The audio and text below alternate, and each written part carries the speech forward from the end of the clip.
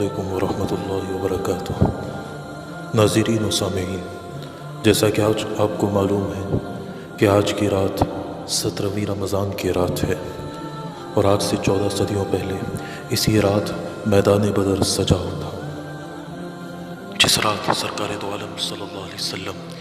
اپنے ساتھ 313 صحابہ کو لے کر میدان بدر میں جلوہ افروز ہوئے تھے، اور رات میں سارے صحابہ کرام کو آقا علیہ الصلوۃ والسلام نے سلا دیا تھا۔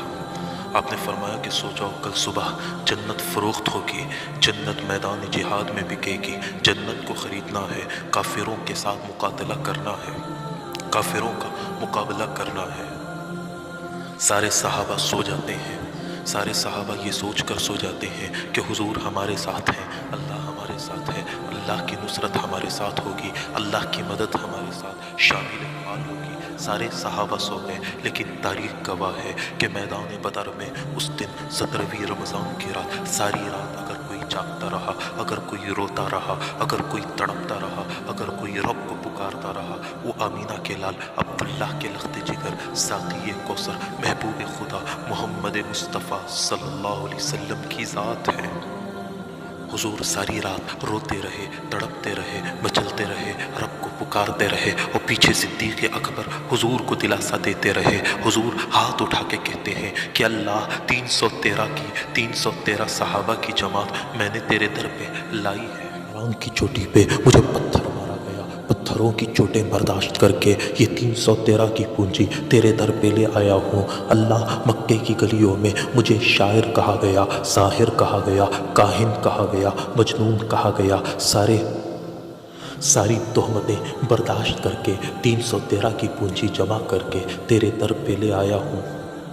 مکے کی گلیوں میں میری راہوں میں کانٹے بچھائے گئے، کانٹوں پہ چل چل کے 313 کی پونجی تیار کر کے اب تیرے در پہ لایا ہوں۔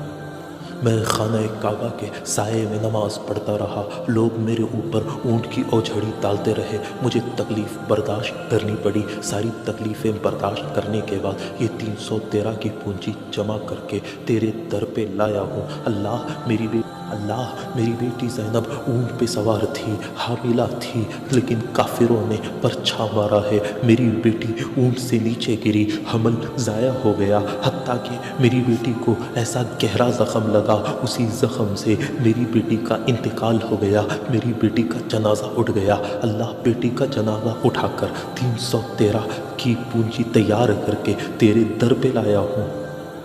اللہ میری بیٹی رقیہ کو طلاق دے دیا گیا، میری بیٹی ام کلثوم کو طلاق دے دیا گیا، دونوں کے گھر اجڑ گئے۔ اللہ اپنی بیٹیوں کی طلاق دیکھ کر بھی، برداشت کر کے بھی 313 کی پونجی تیار کر کے تیرے در پہ لایا ہوں۔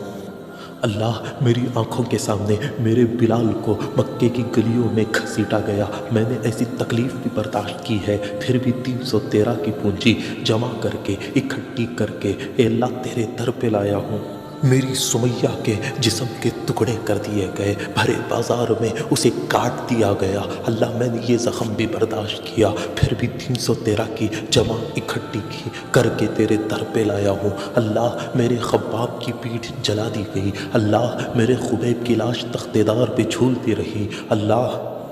میرے ابو بکر کو کعبہ کے دیوار کے سائے میں میرے ابو بکر کو جوتوں سے مارا گیا، اتنا مارا گیا کہ وہ بے ہوش ہو کر گر پڑا۔ مکے کے سارے طبیب ہاتھ اٹھا دیے، ہاتھ اٹھا کر کہنے لگے اب ابو بکر کو کوئی بچا نہیں سکتا۔ اتنے زخم لگے کہ ابو بکر کا چہرہ پہچانا نہیں جاتا تھا، زخموں کی وجہ سے چہرہ سوج گیا تھا۔ میں نے ابو بکر کے زخم بھی برداشت کر لیے، میں نے بلال کا تڑپنا بھی برداشت کر لیا، میں نے سمیہ کے ٹکڑے بھی برداشت کر لیے، میں نے خباب کی جلتی ہوئی پیٹھ بھی برداشت کر لی، میں نے خبیب کی لاش بھی تختے دار پہ جھولتی ہوئی برداشت کر لی، میں نے یاسر کو شہید ہوتے دیکھا، برداشت کر لیا، میں نے اپنی بیٹی کا جنازہ، زینب کا جنازہ اپنے کندھوں پہ اٹھایا، برداشت کر لیا، ام کلثوم کا گھر اجڑ گیا، میں نے برداشت کر لیا، رقیہ کو طلاق ہو گئی، میں نے برداشت کر لیا،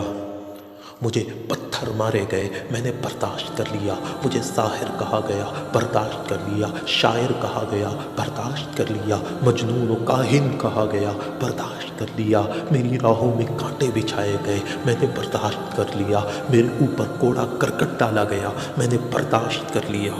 ہجرت کی رات مجھے قتل کرنے کی کوششیں کی گئی، میں نے برداشت کر لیا، اللہ سب کچھ برداشت کر کے 313 کی پونجی اکٹھی کر کے تیرے در پہ لے کے آ گیا ہوں۔ اللہ یہ میری